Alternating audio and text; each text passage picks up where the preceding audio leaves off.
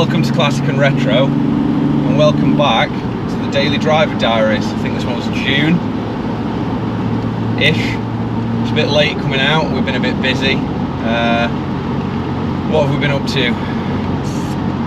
Well, we finally got the Supra and the Rover finished to an extent and managed to get them to the classic car show we wanted to get them to.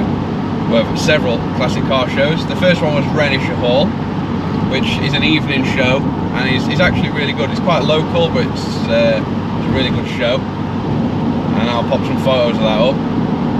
After that, we were just using the car daily, really. We actually drove to Liverpool for a couple of days and had our first, I won't call it a breakdown because mechanically nothing went wrong with the car. What happened was I had a blowout on the rear tyre, and they're a very odd size, so finding another one at short notice was difficult, but we managed to get that sorted and have a nice weekend away. Then we went to our first properly, quite big show of the year, which was a show organised by a Capri club called Wonderland. It's a brilliant show. We've been going there for years in various cars.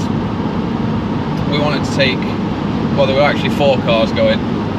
Me and Mel set off in the Supra and the SD1 early, get the camping pitch set up, get everything sorted out for everyone else, and we had a breakdown, there's no other way of putting it. So about 14, 15 miles away from the show, the clutch master cylinder failed.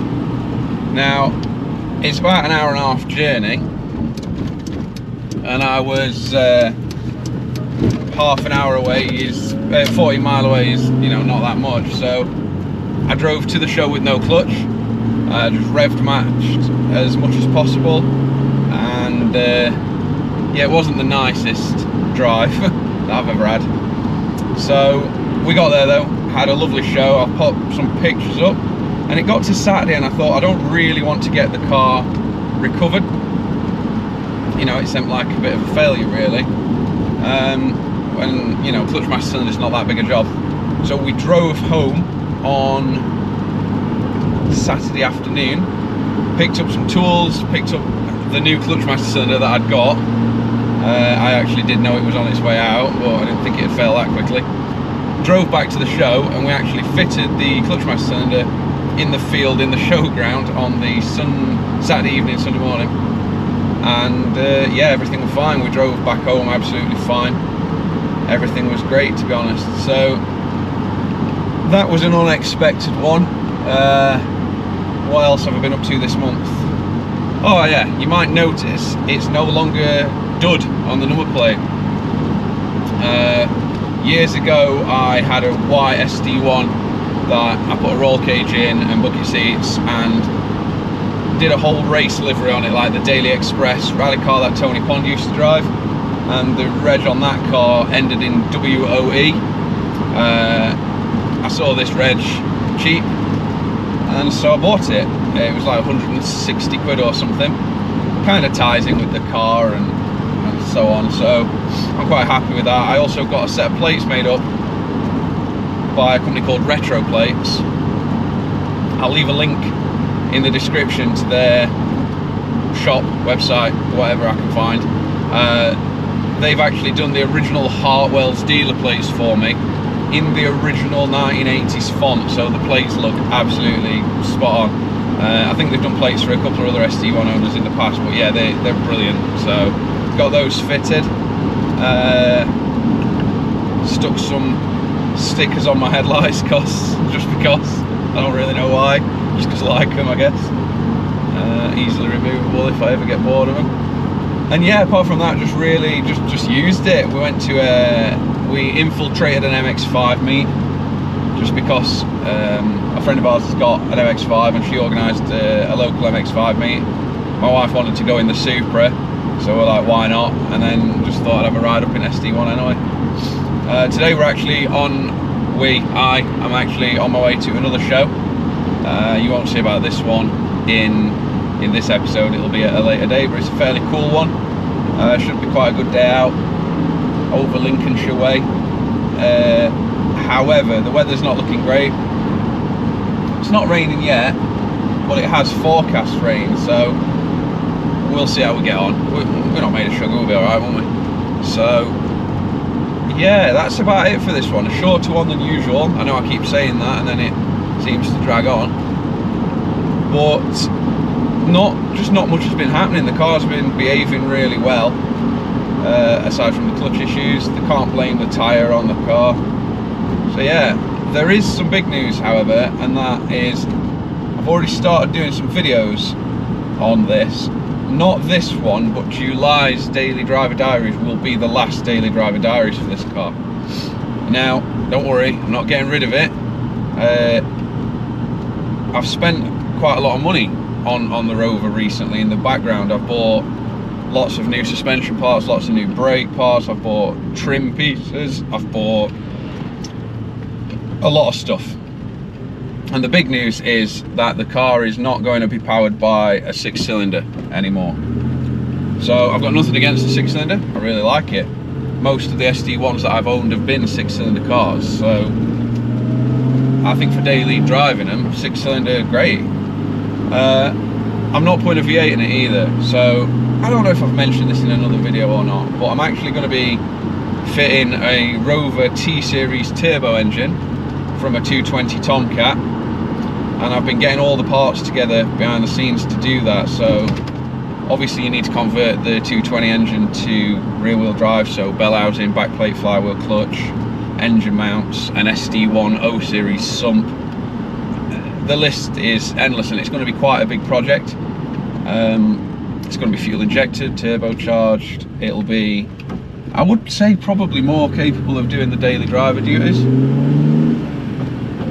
Be more reliable, in theory, possibly more fuel economical, who knows, we'll see.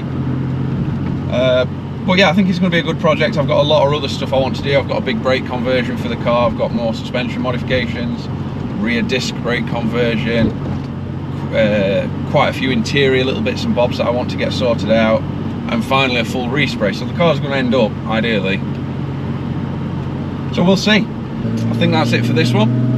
So yeah, if you've enjoyed this video and some of the other content that I produce, please consider subscribing, like this video, comment what you think about the T-Series conversion. A lot of people say I should have gone V8.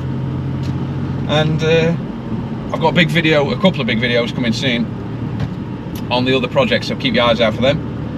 And I'll see you soon. Thanks for watching.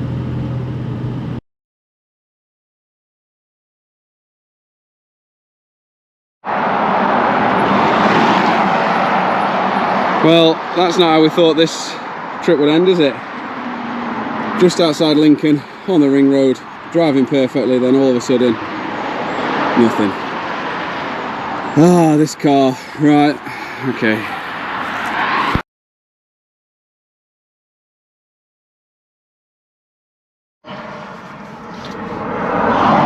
So a little update, I never made it to the show. Broke down just outside Lincoln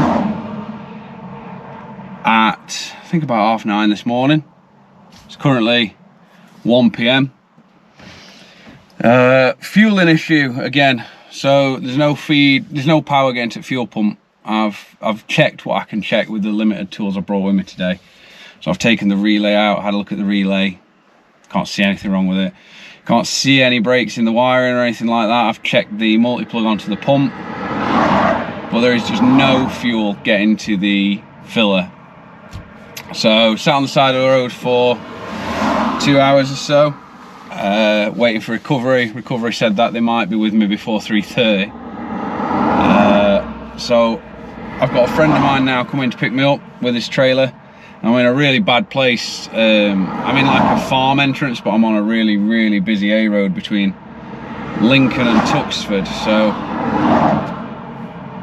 not ideal. I think, to be honest, this brings forward everything I was just talking about. I think I'm just going to take it off at road and get it done properly, because I like this car a lot, but I'm getting sick of not having any trust in it. Sick of little niggling problems, and I've tried sorting them all out and sorting them all out properly. Spending a lot of money on car, more than it's worth. And it just doesn't seem to be working, does it? I don't want to get rid of it. I feel like I probably can't get rid of the car now because I've spent that much money on it. I'll just lose thousands of pounds if I sell it.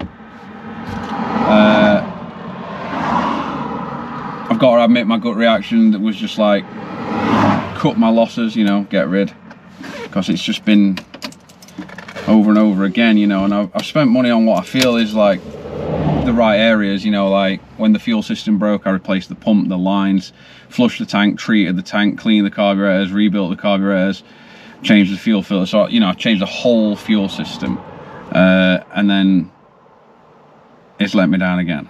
And I think it's a wiring fault this time. I do think it's just not getting a feed. So it did fire up again after 2 hours, and I managed to spin the car around and set off back towards Chesterfield. I made it, I don't know, 7 miles, 8 miles, and it broke down again.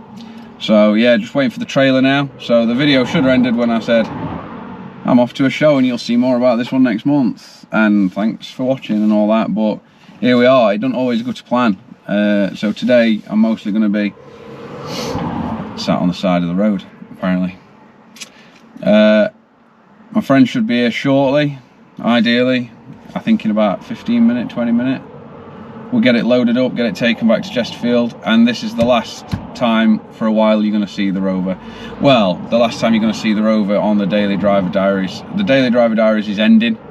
That's not going to be a thing anymore for a little while. And instead, I'm going to start a build series on sorting this car out.